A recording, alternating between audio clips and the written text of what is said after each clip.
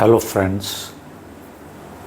Good afternoon, and welcome to the Open View News, Jammu City. I am Advocate Parveen Kumar, and the founding editor of the Open View News, Jammu City. Welcome to my YouTube channel the open view. आज हम बात करेंगे constitution के ऊपर। मैं आप सब लोगों को ये बताना चाहता हूँ कि जो आप लोग हैं, जो हमारे मुल्क के भारत के जो लोग हैं, वो सबसे ऊपर हैं। संविधान ने उनको जो दर्जा दिया है, जो स्टेटस दिया है, वो सबसे ऊपर का दर्जा दिया है, सुप्रीम कहा गया है आप लोगों को। जो कि हमारे मुल्क के जो लोग हैं, उनको शायद इस बारे में मालूमात हो कि कॉन्स्टिट्यूशन ने उनका क्या स्टेटस रखा है। क्योंकि हमारे लोगों को, वोटर्स को कॉन्स्टिट्यूशन की नॉलेज नहीं है कि कॉन्स्टिट्यूशन में क्या दर्शाया गया है, उसमें क्या बताया गया है, लोगों के राइट्स के बारे में, गवर्नमेंट के बारे में, किस तरह गवर्नमेंट काम करती है और कैसे गवर्नमेंट को काम करना है। इन सब चीज़ों के बारे में हमारे मुल्क के लोगों को कोई मालूमात नहीं है और ना ही उनको बताया जाता है।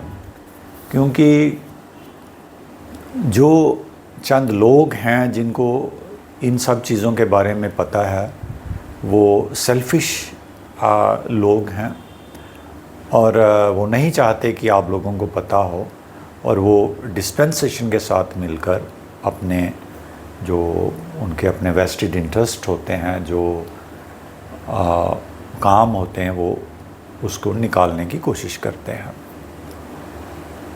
हमारे जो एजुकेशनल इंस्टीट्यूशंस हैं, वहाँ भी कॉन्स्टिट्यूशन के बारे में ज़ीरो लेवल पे बात की जाती है। बच्चों को नहीं बताया जाता इसकी इम्पोर्टेंस के बारे में, इसकी जो महत्व है कॉन्स्टिट्यूशन का हमारी लाइफ में। तो हम सब जगह से जो हैं, the people of this country are deprived of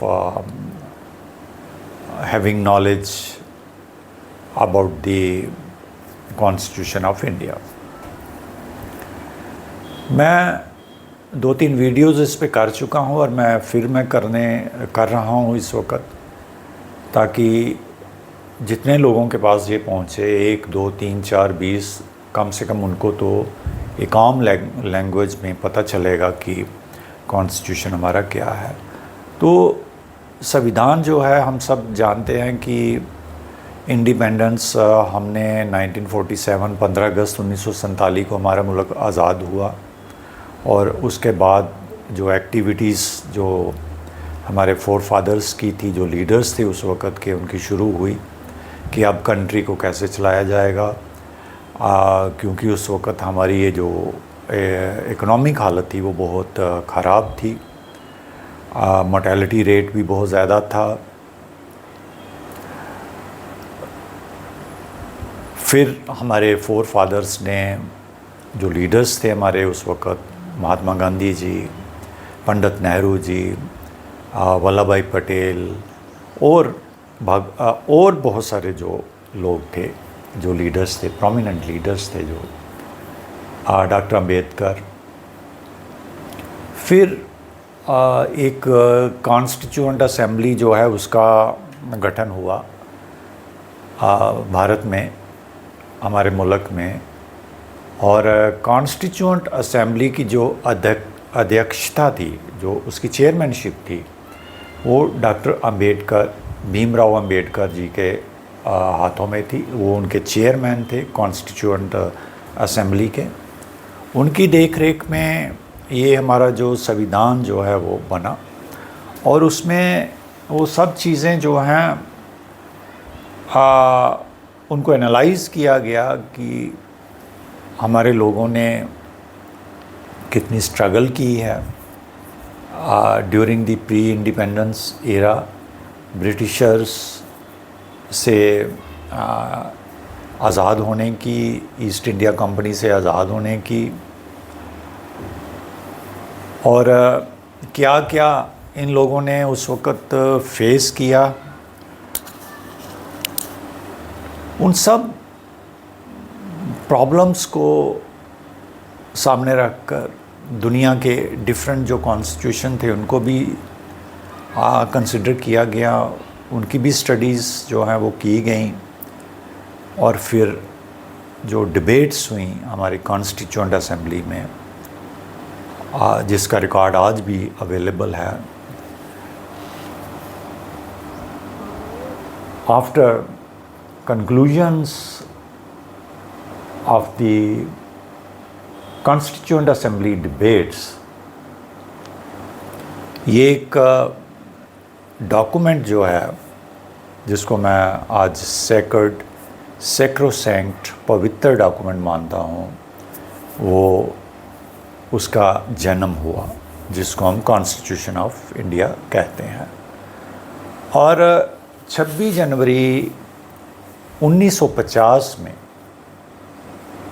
जब हम रिपब्लिक डे मनाते हैं, उस वक़्त हमारे कॉन्स्टिट्यूशन की जो है वो एप्लीकेशन हुई, एप्लीकेबल हुआ हमारे मुल्क में। हमारे मुल्क की जो गवर्नेंस थी वो कॉन्स्टिट्यूशन के हिसाब से, संविधान के हिसाब से जो है शुरू हो गई। और हमारे पहले प्राइम मिनिस्टर आप सब जानते हैं, a great man, a great statesman, policy maker, Pandit Jawaharlal Nehru ji थे। और उनकी देख रेख में जिस वक़्त हमारा मुल्क जो था वो इकनॉमिकली एक बहुत वीक मुल्क था उस वक़्त, उसको इन लोगों ने कंस्ट्रक्ट किया, रिकंस्ट्रक्ट किया उसको अपने संविधान के हिसाब से, अपने कॉन्स्टिट्यूशन के हिसाब से। क्योंकि जो हमारा कॉन्स्टिट्यूशन है वो बात करता है कि लोगों का वेलफेयर जो है, लोगों के वेलफेयर की बात करता है। वो आपको राइट टू इक्वलिटी देता है, राइट टू लाइफ देता है, आपके फंडामेंटल जो लिबर्टीज़ हैं उनकी बात करता है, जो किसी भी पर्सनैलिटी को, ह्यूमन पर्सनैलिटी को डेवलप करने के लिए बहुत ज़रूरी होती हैं। फंडामेंटल लिबर्टीज़ जो हैं, जैसे फ्री टू स्पीच है, फ्री एक्सप्रेशन जो है, फ्रीडम ऑफ मूवमेंट जो है, free to conduct your trade business, free to settle where you like, ये सब चीज़ें जो हैं वो गारंटी की गई आपको। और दूसरी साइड पे डायरेक्टिव प्रिंसिपल्स जो हैं वो इनकॉर्पोरेट किए गए कॉन्स्टिट्यूशन में, जिसके मुताबिक गवर्नमेंट ने आगे गवर्नेंस करनी है। तो वो डायरेक्शंस थी गवर्नमेंट को, directive principles of state policy, कि गवर्नमेंट कैसे जो है वो कंट्री को आगे लेके जाएगी। तो उन सब चीज़ों को सामने रखकर एक जो हमारे first prime minister of India थे पंडित जवाहरलाल नेहरू, वो एक रोल मॉडल बने कि कॉन्स्टिट्यूशन को हमने कैसे इम्प्लीमेंट करना है। उन्होंने करके बताया, दिखाया लोगों को। और आपने देखा कि उस वक्त जो वेलफेयर, जो लोगों की जो स्कीम्स थी, जो चीज़ें चाहिए होती हैं लोगों को डेवलप करने के लिए, उनके वेलफेयर के लिए, वो सारी चीज़ें जो है वो क्रिएट की गई। आपने देखा कि हेल्थ सिस्टम में पंडित जवाहरलाल नेहरू ने ऑल इंडिया मेडिकल इंस्टीट्यूट्स जो हैं, एम्स जिसको आज हम बोलते हैं, वो आप लोगों को दिए। आपको इंडियन इंस्टीट्यूट ऑफ टेक्नोलॉजीज़ जो हैं, IITs जिसको बोलते हैं, वो बेहतरीन आपको मुहैया करवाए। इरिगेशंस के लिए पानी की ज़रूरत होती है, आपको डैम्स जो हैं वो बना के दिए। स्पेस रिसर्च के लिए आपको एक ऑर्गेनाइजेशन चाहिए होती है जिसमें आपके साइंटिस्ट लोग जो हैं वो काम करें। आपको Indian space research organisation, ISRO जिसको हम बोलते हैं, वो बना के दी। हर चीज़ जो आपको डेवलपमेंट के लिए चाहिए, वो पंडित जवाहरलाल नेहरू ने एक रोल मॉडल बनकर इस कंट्री के लिए कि कॉन्स्टिट्यूशन से गवर्नेंस कैसे होती है वो आपको दिखाया, ताकि जो हमारे आने वाले लोग हैं, जो प्राइम मिनिस्टर्स होंगे, वो भी इस मॉडल के ऊपर वो चलेंगे। क्योंकि इस मॉडल से हटने का मतलब हो गया कि लोगों को दुखी करना और लोगों के वेलफेयर को ख़त्म करना, कंट्री की डेवलपमेंट को ख़त्म करना, अगर आप कॉन्स्टिट्यूशन के पाथ के अलावा किसी और पाथ पे आप आइडियोलॉजी के ऊपर चलते हो। और फिर जितने भी आगे प्राइम मिनिस्टर्स आए पंडित जवाहरलाल नेहरू जी के बाद, सब ने इस मुल्क की तरक्की करवाई, इस मुल्क को डेवलप किया, नई नई चीज़ें जो हैं वो आई। जब प्राइम मिनिस्टर राजीव गांधी थे तो हमने देखा यहाँ पे एक इलेक्ट्रॉनिक्स और कम्युनिकेशन की एक रेवोल्यूशन जो है वो हुई। कंप्यूटर्स आए, मोबाइल्स जो हैं वो आपको मिले during the regime of mister late Shri Rajiv Gandhi ji, जब वो प्राइम मिनिस्टर थे। इंदिरा गांधी ने कंट्री को बहुत डेवलप किया, बहुत कुछ किया। शास्त्री जी ने रेवोल्यूशंस लाई एज प्राइम मिनिस्टर।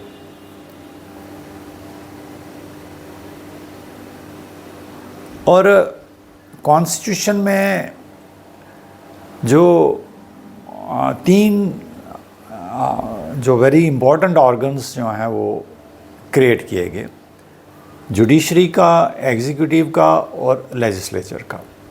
ये बहुत इम्पोर्टेंट ऑर्गन्स हैं, वाइटल ऑर्गन्स हैं हमारे कॉन्स्टिट्यूशन के। अगर ये काम नहीं करेंगे तो हमारा कॉन्स्टिट्यूशन जो है वो फॉल कर जाएगा, वो ख़त्म हो जाएगा वो। और इन तीन अंगों का होना जो है, एक दूसरे के ऊपर चेक्स एंड बैलेंसेस जो होते हैं, नज़र रखना एक दूसरे के ऊपर, उसका काम भी ये तीनों अंग करते हैं। लेकिन इन तीन अंगों से ऊपर जो सबसे जो सुप्रीम है, वो we the people of India है, जो यहाँ के लोग हैं, जो सिटीजन्स हैं भारत के, they are the supreme people, supreme body above everything. And this status has been conferred not verbally by anyone, but it has been conferred by the Constitution itself. If you read the preamble of the Constitution of India, you will find that it commences with the line, "We the people of India." हम भारत के लोग ये resolve करते हैं कि ये जो system दिया गया है, ये भारत के लोगों ने रिजॉल्व किया है और ये सिस्टम क्रिएट हुआ है। क्या जुडिशरी है, क्या एग्जीक्यूटिव है, क्या लेजिस्लेचर है। इसका ये मतलब है कि we the people are supreme, ये सबसे ऊपर हैं। अगर ये 3 अंग फेल हो जाएंगे तो फिर काम आएगा लोगों का, जो लोग हैं, जो सुप्रीम है। कि अगर जुडिशरी फेल हो जाती है, एग्जीक्यूटिव फेल हो जाता है, लेजिस्लेचर फेल हो जाता है, तो फिर इनको ठीक करने के लिए सबसे ऊपर जो बॉडी है वो लोगों की है। जो लोग जो हैं who are present, who are existing in the country, then they take the things into their own hands to correct the system, to correct the executive, to correct the judiciary, to correct the legislatures who have become recalcitrant, जो किसी की बात नहीं मान रहे हैं, जो लोगों को दुखी करने में लगे हुए हैं, लोगों को जस्टिस नहीं मिल रहा है, लोग बर्बाद हो रहे हैं, खज्जल हो रहे हैं, उनको एम्प्लॉयमेंट नहीं मिल रही है, उनकी इनकम कोई नहीं है, मार्केट में इन्फ्लेशन है, और ये 3 अंग जो हैं ये मम है। They are sleeping, they are not vigilant about this, about what is happening with the people of this nation who are supreme. तो फिर ये लोग जो हैं, ये बात मैं आपको बताना चाहता हूँ कि कॉन्स्टिट्यूशन तो जो है ही है, जिसने आपको एक डेमोक्रेटिक सिस्टम दिया है, एक सोशलिस्ट सिस्टम दिया है, ताकि जो वेल्थ है जो हमारे मुल्क की, वो लोगों की है। They are the owners, we the people of India, we are the owners of the wealth of this nation, the resources of this nation. These resources cannot be concentrated in few hands. ये government के लोग, ये super politicians, political Lord's, ये हमारे resources को कुछ लोगों के हाथों में नहीं दे सकते हैं। They have no right to do this constitutionally. They are inhibited by the constitution of India, so they can't do that. But despite this, if they are doing it and judiciary is doing nothing, then what is left with the people of India? Nothing. They will become indigent because their wealth, their resources are being siphoned off to a few capitalists, few businessmen in the country. तो लोग गरीब हो जाएंगे, लोगों के हाथ में कुछ नहीं रहेगा, और ये इनका कोई हक नहीं है कि वो आपके रिसोर्सेज के ऊपर कैप्चर करें, वो उनको कंसंट्रेट करें। ना तो गवर्नमेंट को हक है, ना किसी पॉलिटिशियन को हक है, क्योंकि ये उनकी कोई पर्सनल फाइफडम नहीं है, उनके अपने घर की प्रॉपर्टी नहीं है। ये लोगों की प्रॉपर्टी है, मुल्क की प्रॉपर्टी है, जो कुछ लोगों के हाथों में नहीं दी जा सकती। In the larger interest of the people of India. तो ये सब चीज़ें जो हैं आप लोगों की नॉलेज में होनी चाहिए, आपको अवेयर होना चाहिए, विजिलेंट होना चाहिए कि आपकी गवर्नमेंट क्या कर रही है, आपके इलेक्टेड जो रिप्रेजेंटेटिव्स हैं वो क्या कर रहे हैं, क्या आपके लिए कर रहे हैं। वो आपने उनको एमएलए एमपी इसलिए नहीं बनाया कि वो अपने आप को अनजस्ट एनरिच करें, अमीर अपने आप को अमीर करते जाएं, वेल्थ से कंसंट्रेट करते जाएं और आप लोगों को गरीब करते जाएं।